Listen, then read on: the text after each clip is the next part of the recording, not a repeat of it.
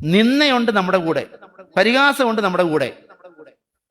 ദൈവനാമത്തിലാണ് നമ്മളത് ഏൽക്കുന്നതെങ്കിൽ ഒന്നിനെക്കുറിച്ചും ഭാരപ്പെടേണ്ട.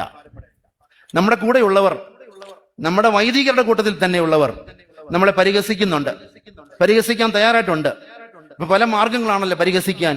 എന്തെല്ലാം മാർഗങ്ങളാ ഉള്ളത്, എന്തെല്ലാം മീഡിയംസാ ഉള്ളത്.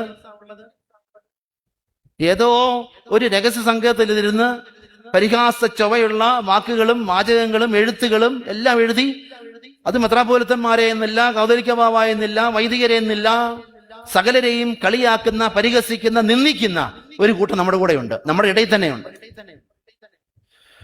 ദൈവമാണ് അവരെ ശ്രദ്ധിക്കുന്നത്, നമ്മളെ ദൈവം നോക്കുന്നതും ദൈവമാണ്. നിന്നയുണ്ട് കൂടെ, നിന്നയിൽ വിഷമിക്കരുത്. അവർ നിങ്ങളെ നിന്ദിക്കുകയും പീഡിപ്പിക്കുകയും പരിഹസിക്കുകയും ചെയ്യുമ്പോൾ നിങ്ങൾ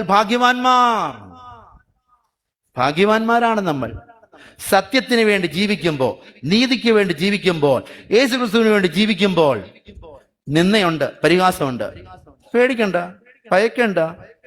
എല്ലാ മാധ്യമങ്ങളിലൂടെയും നമ്മളെ ആക്രമിച്ചോട്ടെ, അനോണിമസായി രഹസ്യ സങ്കേതങ്ങളിൽ ഇരുന്ന് പടുത്തു വിട്ടോട്ടെ, പടച്ചു വിട്ടോട്ടെ, പേടിക്കരുത്. അത് സഭയുടെ എല്ലാ തലങ്ങളിലും അങ്ങനെ ഒരു പ്രശ്നം ഇപ്പോഴുണ്ട്. അതിനുള്ള സാധ്യതയുള്ളത് കൊണ്ടാണ്. ഒന്നിനെക്കുറിച്ചും പേടിക്കേണ്ട, ധൈര്യത്തോടെ നിൽക്കൂ. ഞാൻ യേശുക്രിസ്തുവിലാണ് ആശ്രയിച്ചിരിക്കുന്നത്, അവന്റെ മുമ്പിലാണ് കണ്ണുനീരോടെ കുമ്പിട്ട് പ്രാർത്ഥിക്കുന്നത്. ആരാ എന്നെ പേടിപ്പിക്കാൻ? ആ ധൈര്യം സംഭരിക്കാൻ കുമ്പിട്ട് പ്രാർത്ഥിക്കണം.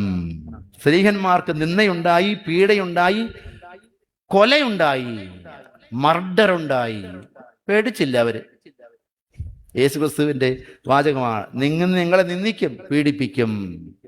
ധൈര്യത്തോടെ എല്ലാം നേരിടാൻ ദൈവം സഹായിക്കട്ടെ.